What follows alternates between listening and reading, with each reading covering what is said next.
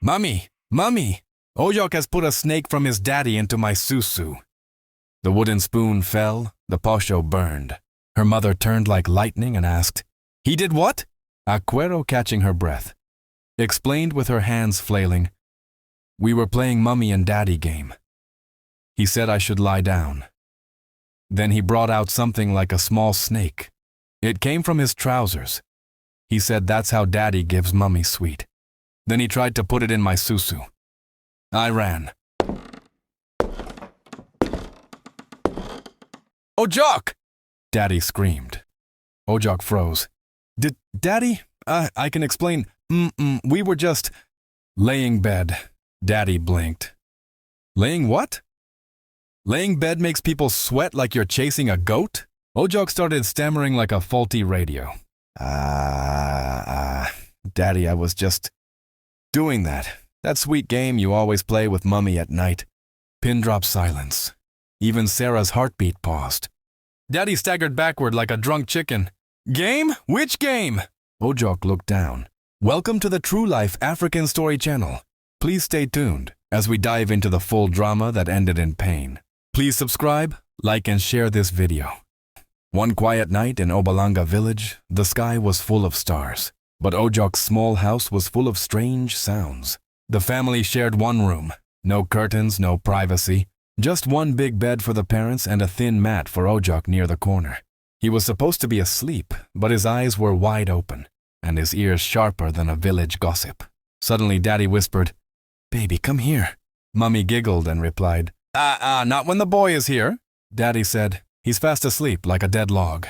Little did they know, that dead log was Ojok hiding under his bedsheet like a spy, peeping through a small hole he had poked earlier. His own secret cinema. Daddy lifted Mummy like a sack of millet, and they rolled on the bed laughing, whispering, "Don't bite me, oh, and you're heavy like yam harvest." Ojok didn't understand everything, but he understood enough.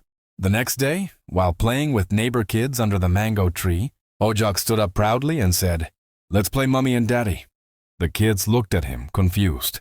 "Okay, you, Sarah, you'll be the mummy. Me? I'll be daddy." Then he lifted Sarah and dropped her on the ground gently, saying, "This is how daddy does it." Everyone burst out laughing. One boy shouted, Ojok! "Is that how daddy plays?" Ojok grinned. "You don't know anything. That's how real daddies play at night."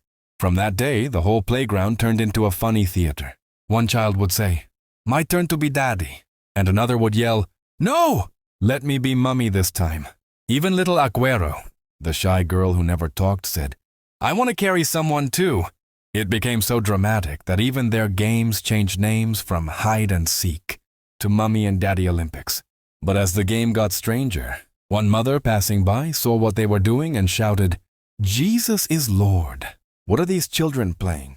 Is this wrestling or marriage?" Everyone froze. What happened next?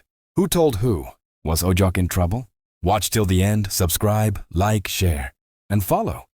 Because what happened next will leave your mouth open. The moment the lady shouted, "Jesus is Lord." What are these children playing? Is this wrestling or marriage? All the children scattered like dry leaves in the wind. But not Ojok. No, Ojok stood boldly, hands on hips, and said with a proud smile, "Auntie, it's called the Mummy and Daddy game. That's what they played last night at our house. I saw it live. Mummy carried Daddy like a frog, jumping on the bed like they were in a swimming pool." The woman gasped, "What?" Ojok wasn't done. He added, "Then Mummy started shouting, 'Don't stop, don't stop!' And Daddy said, 'It's sweet like honey.'" He paused dramatically, then continued, "Auntie, I was under the bed sheet watching everything. Even when Mummy said, 'More, more,' I was awake. My eyes refused to sleep." The woman dropped her basket in shock, almost stepping on her own slippers. "Jehovah, this boy is a full newspaper." But before she could ask more questions, little Aquero, the tiniest, quietest girl in the group, sprinted away like her feet were on fire.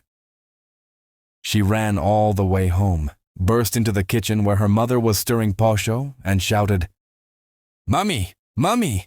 Ojok has put a snake from his daddy into my susu. The wooden spoon fell, the posho burned. Her mother turned like lightning and asked, He did what?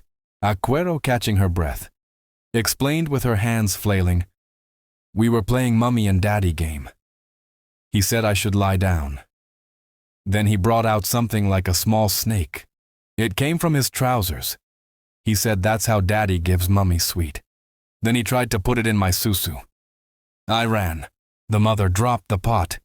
Chai, I am finished. Whose child is this Ojok? Is he a small boy or a small devil? Just then, Ojok strolled happily into the compound, eating ground nuts like nothing happened. He saw Aquero and waved, Hi, my mummy. Then turned to her mum and added, Good afternoon, mummy-in-law. Aquero's mother screamed. Today I must boil this boy like cassava. Ojok blinked. But mummy, we were just playing. That's what daddy does. I want to be a good daddy too. The compound exploded in chaos. But this was just the beginning. Stay tuned for the next part, because what happened after will make your ribs hurt from laughter. Subscribe, like, share, and tell your neighbor. Ojok's story is not yet over. The next morning, Aqueros' mother was still fuming like a kettle on hot stones. She marched straight to Ojok's compound with Aquero dragging behind, ready to report everything. She met Ojok's father outside, peacefully sipping tea like a man with no scandal in the world. She didn't even greet. Your son is turning our village into a small Sodom and Gomorrah. Ojok's father blinked. Huh? She launched into the full story. How Ojok tried to turn her daughter into a married woman. How he brought out a baby snake, and even quoted him saying, It's sweet like honey. Ojok's father nearly choked on his tea. My Ojok? That boy can't even wash his underwear well. You better ask him, she snapped. He said he learned everything from you and his mother on the bed. Ojok's father laughed nervously. Children of nowadays have wild imagination. Imagination ko, abomination ni, she shouted, storming off. Later that day, Ojok was sitting on the veranda when his friend Sarah came over with a skipping rope. But Ojok had bigger plans. He marched inside and told his mother, Mummy, I'm going to do my holiday package. Sarah will help me with some number work. His mother smiled proudly. Good boy, but don't dirty the house-o. Yes, Mummy, he saluted. The moment the coast was clear, Ojok led Sarah straight to the bedroom, Daddy and Mummy's very own battlefield. They sat on the bed. Ojok gave Sarah a shy look and asked, Do you remember our Mummy and Daddy game? Sarah blinked, hugged her skipping rope tighter and said, I don't know you. Ojok leaned in like a film director whispering a secret. I'll remind you. Then, like a true actor, he lay on the bed and said, Baby, oh come here. Sarah giggled. What kind of baby? Ojok replied. The sweet kind. Now you carry me like how my mummy carried Daddy like a wheelbarrow. She tried, failed, and both of them fell on the bed laughing. Then Ojok added, You must say it too. Say it's sweet like honey, just like Mummy said. Sarah covered her face. You're crazy. But minutes later, both were bouncing on the bed, repeating lines like, Don't stop, baby. More. You're heavy like cassava bag. Meanwhile, the bed was creaking like it was reporting them directly to heaven. And just as the fun reached full blast, footsteps, big ones, approaching. Who was it? What did they hear? The bed wasn't the only thing shaking. Stay tuned, like, share, follow, and prepare to laugh till your stomach hurts. Ojok's drama is just getting started. Daddy Ojok was returning home early that afternoon, whistling joyfully with a bunch of ripe bananas in one hand and dreams of a peaceful nap in his head. But peace was not on the day's menu. As he opened the door, he heard giggles, strange giggles. He tiptoed like a village spy and pushed the bedroom door open. What he saw nearly sent him straight to heaven without notice. Ojok was standing by the bed, shirt halfway off, face dripping with sweat, and Sarah on the bed holding her cheeks in shock. The bed looked like it had just survived a village earthquake. Ojok! Daddy screamed, dropping the bananas so hard they flew in 5 directions. Ojok froze. Daddy? I can explain. We were just laying bed. Daddy blinked. Laying what? Laying bed makes people sweat like you're chasing a goat? Ojok started stammering like a faulty radio. Daddy, I was just doing that. That sweet game you always play with Mummy at night. Pin drop silence. Even Sarah's heartbeat paused. Daddy staggered backward like a drunk chicken. Game? Which game? Ojok looked down. The one where you say, "Come here, baby," and Mummy says, "Don't stop, it's sweet." Daddy's face turned to firewood. His hands were shaking like he was about to baptize Ojok with hot slap. But instead, he took a deep breath, looked at Sarah and said, "Sarah, go home before I report you to your ancestors." Sarah vanished like smoke. Then he turned to Ojok and asked, "My son, is this how you want to end your childhood career?" Ojok knelt down quickly, tears forming. "Daddy, I'm sorry. I thought I was learning from the best." Daddy sighed heavily, sat down, and wiped his face. "Listen, my son. What grown-ups do is not for children. You're not supposed to watch, talk, or even breathe near those things. That's how village madness begins." Ojok sniffled. "Forgive me, Daddy." Daddy nodded slowly. "I forgive you. But if you ever try this again, I will send you to your grandmother's village where even dogs wear trousers." 1 week later, Ojok had become quiet. Too quiet. He no longer jumped around with his neighborhood friends, no longer shouted, "Mummy-in-law," at the neighbor's gate. Instead, he kept to himself, sitting under mango trees, drawing shapes in the dust with a stick, staring at the sky as if waiting for it to drop answers. His father, Daddy Ojok, thought the boy had learned his lesson after the Sarah incident. His mother believed the silence was a sign of obedience. But in truth, Ojok was not reformed. He was only retreating, storing ideas, waiting for another stage. It was holiday time. Daddy Ojok and Mummy Ojok were busy running their small business. Every morning, before the sun lifted its sleepy head, the couple left the house, returning late in the evening, tired like hunters who had been chasing stubborn goats. Because they didn't trust leaving Ojok home alone, they always sent him to his aunt's place in the nearest village. That aunt was called Peta. Peta was Daddy Ojok's elder sister, a woman of wealth and class in Obalanga. Her husband lived in Canada, sending money often, so Peta lacked nothing. She lived in a big cemented house with glass windows, iron sheets that shone like polished knives, and tiled floors that villagers admired whenever they visited. Peta had 2 beautiful daughters, Gemma, 15, and Donanta, 14. Both girls were tall, brown-skinned, with braided hair that shone under the sun. Their mother adored them, dressing them in the finest clothes from Kampala markets. Every holiday, when Ojok arrived at Peta's home, the girls welcomed him warmly. "Auntie, good afternoon." Ojok always greeted politely, bowing slightly. "My son, you are most welcome," Peta replied, hugging him. "Feel free, this is your home." But though she loved her nephew, Peta was always too busy. She spent her days on her phone, either doing online work, chatting with her husband abroad, or scrolling endlessly.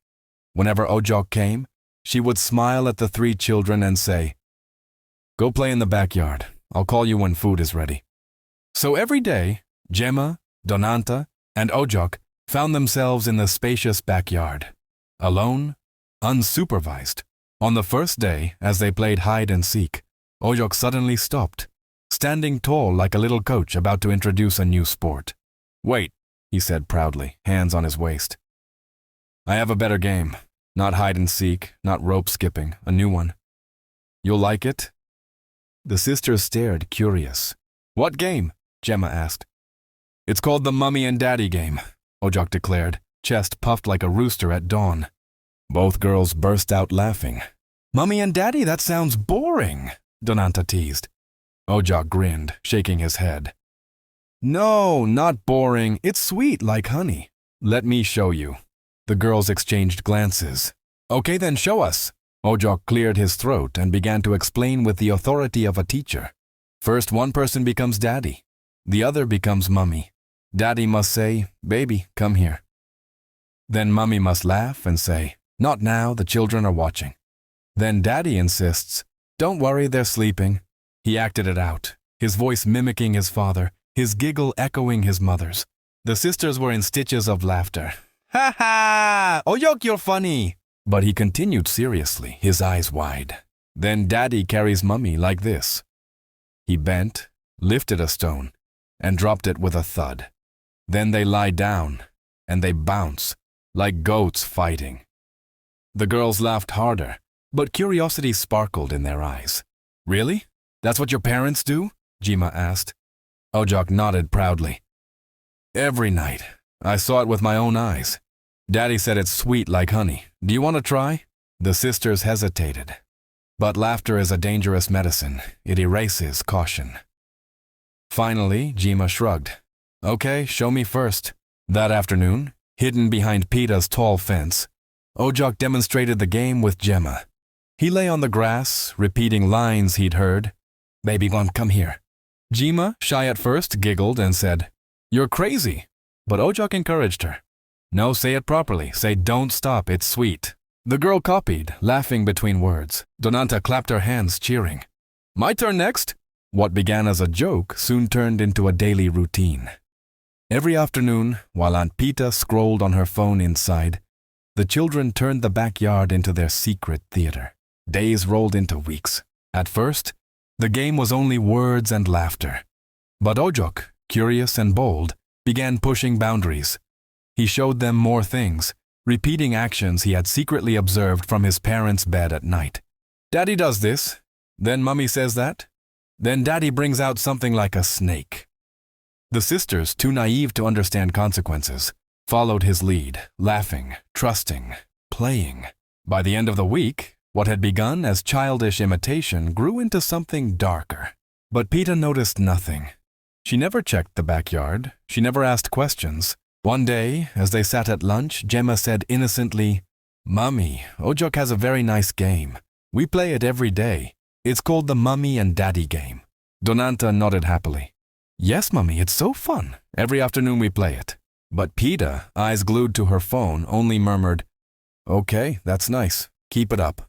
Her careless words were a sentence of doom. Weeks passed. Something strange began happening. Jima and Donanta grew quieter. They overslept in the mornings, dragging their feet to breakfast. Their faces looked pale, their eyes tired.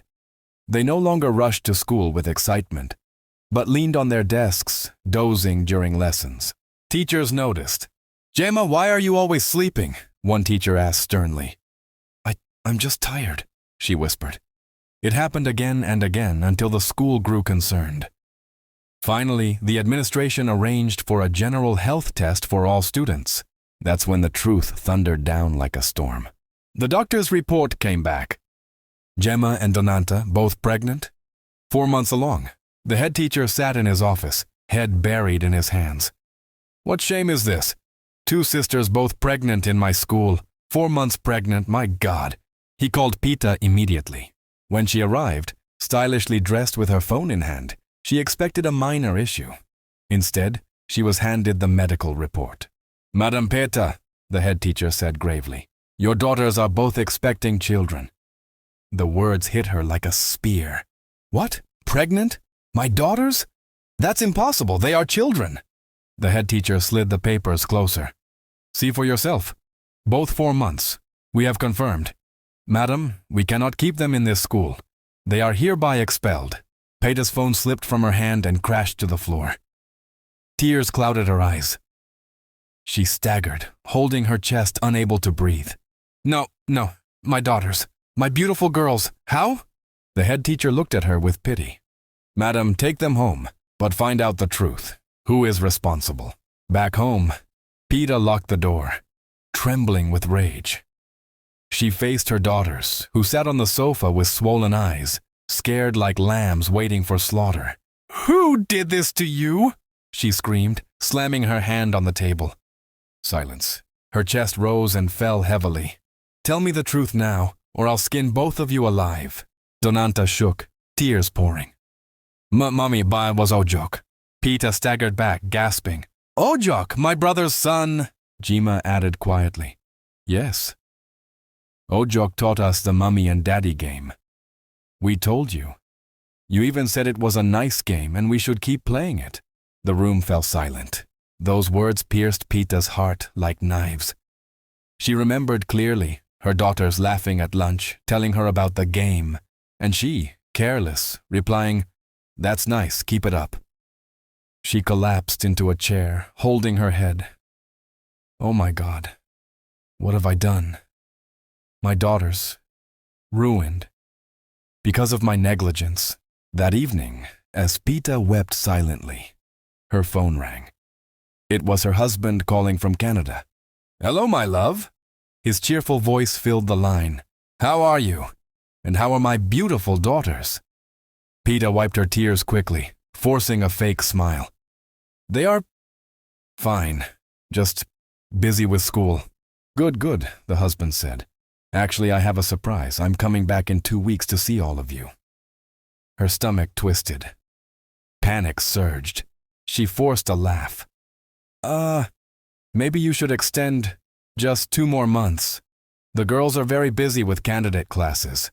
Their exams are near. We shouldn't disturb them." Her husband frowned. "Candidate classes? But I miss them. I want to see them. Why are you not excited? What's going on?" Peta stammered, her voice weak. "It's just cold season here. I'm not feeling well, but I'm fine." The call ended with suspicion hanging heavy in the air. The next morning, unable to hold her fury, Peta stormed into her brother's compound. She found Daddy Ojok calmly sipping tea under the veranda. "Ah, sister," he greeted joyfully. "What a surprise! You remembered my home today. Come sit. Let's talk." But Peta's eyes were blazing. She didn't sit.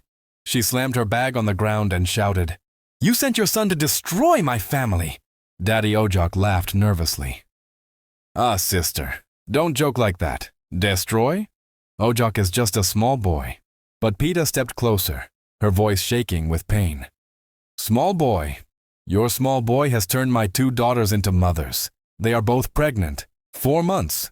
The teacup fell from Daddy Ojok's hand, shattering. "What? My son? Impossible! They told me everything!" Peta screamed, tears flowing. "Ojok taught them your bedroom games. They said he even told them he learned it from you, his own father. What kind of household are you running?" Daddy Ojok's face hardened. "God forbid! How can you accuse me like that? My son? Pregnant your daughters? Sister, you must be mistaken." But Peta pushed him with her finger, her body trembling. "Mistaken? I saw the medical reports with my own eyes. You and your wife poisoned that boy with your careless ways. Now look, my daughters, their future, gone!" Daddy Ojok rose, furious, fists clenched, his chest heaving. "Where is Ojok? Let me see him now." But when they searched the house, Ojok was nowhere. The boy had already slipped quietly into the forest. That night, the whole village whispered. Some said they saw Ojok running toward the hills, barefoot, his small figure swallowed by darkness. Others claimed he hid in the banana plantations. Children whispered that he had turned into a bird and flown away to escape the anger of adults. But the truth was simple. Ojok was gone, and no one knew where. Daddy Ojok spent the night turning in bed, sweat drenching his pillow. His wife, Mummy Ojok, sat upright, hugging her knees. "What has our son done?" she whispered, voice breaking. "And what shame is this?" Daddy Ojok pressed his palms together, staring at the floor. "I told him many times, but he never listened. And now, look, he has destroyed Peta's family. If her husband finds out, we are finished." They didn't sleep until morning. The following day, as the sun rose like a glowing wound, Daddy Ojok walked slowly to Peta's house. His steps were heavy, his head bowed. When he arrived, Peta was standing on the veranda, arms crossed, eyes swollen from crying. He stopped a few meters away. "Sister, I have come to beg. Forgive me, forgive my son. Let us find a way. Maybe take them to the hospital, maybe terminate. We can solve this quietly before your husband comes back." Peta's face hardened like stone. "Terminate? You think children are goats to be slaughtered? They are 4 months already. And the school knows. The chief knows. Even the teachers know. Do you think this kind of shame can be hidden? Daddy Ojok fell to his knees, clasping his hands. Please, sister, I beg you, don't let this ruin us. I will do anything. Just protect our family name. But Pita turned away, wiping her tears with the back of her hand. Go home, brother. Your son has destroyed my daughters. Nothing can erase that. She entered the house and banged the door shut, leaving Daddy Ojok kneeling in the dust. 2 weeks later, the sound of a car horn pierced through Obalanga village. A sleek black vehicle stopped at Pita's compound. It was her husband, tall, dark-skinned. With a trimmed beard and glasses, he stepped out of the car with a broad smile, carrying gifts and suitcases. The neighbors rushed to greet him, clapping and cheering. Welcome back, our son from Canada, they sang. Pita came out, forcing a smile, but inside her heart was thundering. She welcomed him with a hug, but her body was stiff. That evening, as they sat in the living room, he asked excitedly, Where are my daughters? I want to see them. I bought them laptops, clothes, shoes. Eh? They must be big girls now. Pita swallowed hard. They are. In school. Very busy. Candidate class. You know exams are near, so they will come at the end of the year. The husband frowned. End of the year? But I miss them. Let me just pass by the school tomorrow and see them for 5 minutes. Pita forced a laugh. No. Let them concentrate. Even teachers don't like visitors during exam season. Her husband studied her face. Something was off. Her voice was shaky. Her eyes avoided his. Still, he nodded slowly. Okay. I will wait. But inside, suspicion grew like fire. 2 weeks later, as his departure back to Canada neared, the man's longing to see his daughters became unbearable. Without telling Pita, he called the school head teacher directly. Hello, sir, he said cheerfully. I'm Pita's husband. I'd like permission to visit my daughters Jema and Donanta before I travel back, just for a short time. The head teacher went silent. Then, with a heavy sigh, he replied, Sir, I am very sorry. Your daughters are no longer in school. The husband froze. What do you mean no longer in school? The head teacher cleared his throat nervously. They were expelled. 4 months ago, they were found pregnant, both of them. We informed their mother. We gave her the medical report. I thought she had told you. Silence. Then a roar shook the phone line. What? Pregnant? Both of them? The head teacher sighed again. Yes, sir. We are deeply sorry. The man ended the call abruptly, his hands trembling, rage boiling inside him. The smell of boiling beans filled the kitchen. Pita stood over the saucepan, absent-mindedly stirring, her heart already restless from the lies she had been carrying. Suddenly the air behind her shifted. She turned and froze. Her husband stood in the doorway like a shadow carved from fire. His eyes burned, his fists clenched, his chest rising and falling with rage. Pita! He thundered, his voice shaking the walls. The wooden spoon fell from her trembling hand. Yes, my husband. He stepped forward, his voice sharp as a whip. Where are my children? She opened her mouth, but no sound came out. I need my children now, he roared, slamming his hand against the doorframe. The head teacher told me everything. Pregnant, both of them. And you dared to lie to me? You hid this from me? Pita's knees gave way. She fell to the floor, hands clasped together, tears spilling. Please, forgive me. I was afraid to tell you. I thought I could fix it before you came back. But her husband's fury only grew. He pulled her up by the arm and dragged her toward the living room like a rag doll. Get out of my house tomorrow, he shouted. I don't want a liar under my roof. Where are my daughters? Speak now. Pita's lips quivered, but no words came. The rage in his eyes silenced her.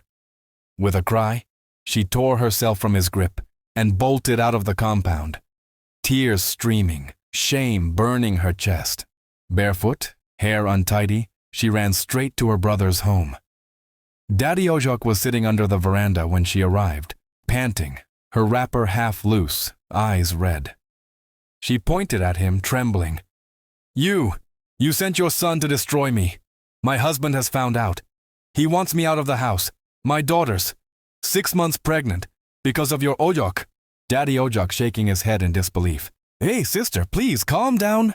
Don't tell me to calm down, she wailed. My home is burning. My husband is tearing me apart, and you sit here? Their cries drew neighbors. The commotion grew until someone suggested, let's take this matter to the chief. Let him decide. The next morning, they stood before the chief of Obalanga. Peta, eyes swollen, wept as she explained. Daddy Ojok stood beside her, head bowed. Chief, Peta cried, help us! My husband is furious. My daughters are ruined. This boy Ojok has killed our families. The chief's eyes were cold. He banged his staff on the ground. Both of you failed. Children don't become pregnant by accident. Where were you when they were playing these so-called games? Where were your eyes? Peta sobbed louder, clutching her chest. Chief, I beg you, have mercy. Cover us, let go, and you convince my husband help me. I will give you any amount of money you want. Tell us what to do. No, that's not my work. Where are the children now? The chief asked sternly. Silence. Peta lowered her head, unable to answer. The chief's patience snapped. Take me to your compound. Let me see with my own eyes. When they returned to Peta's compound, they found a police truck already parked outside, lights flickering, sirens off but threatening. 4 officers stood with a Canadian husband, whose face was carved with grief and fury. Neighbors crowded, whispering, pressing closer to witness the scandal. The officers sat Daddy Ojok and Peta down on wooden stools. One officer barked, Where are the children? We need them now. Peta's hand shook. She couldn't speak. At last, with her voice breaking, she whispered, They are? In the backyard room. The crowd surged as the officers marched to the locked door. They broke it open. Inside, on thin mats, sat Jima and Donanta. 6 months pregnant, their bellies heavy, their eyes swollen from endless tears. The sight silenced everyone. Even the policemen paused, swallowing hard. Mothers in the crowd began to cry openly. Fathers shook their heads, muttering, God have mercy. The girls looked up, trembling, and whispered, Daddy! Their father rushed forward, falling to his knees, hugging them tightly, sobbing into their shoulders. My children, my babies. What did they do to you? What did we do to deserve this pain? The whole compound was drowned in tears, but duty called. The officers pulled Daddy Ojok and Peta up roughly. You are both under arrest for negligence, for hiding the truth, for destroying the future of these children. The crowd parted as they were dragged into the police truck, heads bowed, hands behind their backs. The siren wailed as the truck drove away, leaving behind weeping daughters, a broken husband, and a village that would never forget the tragedy. The Bible warns clearly about the consequences of exposing children to sin and failing in parental responsibility. Proverbs 22:6 says, Train up a child in the way he should go. Even when he is old, he will not depart from it.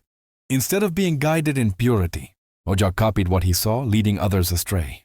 Jesus himself said in Matthew 18:6, If anyone causes one of these little ones, those who believe in me, to stumble, it would be better for them to have a large millstone hung around their neck and to be drowned in the depths of the sea. The negligence of Peta and Daddy Ojok brought shame, sorrow, and brokenness, showing the truth of Galatians. Come 27. Do not be deceived, God cannot be mocked. A man reaps what he sows. Parents must guard children's innocence, live responsibly, and teach God's way, because children become what they see. What advice would you give to the parents? Who was the major cause of the problem in this story? Leave your comment on the comment section. Subscribe to this channel, share, so that you can be notified for the next life-changing episode. Thank for watching. God bless you.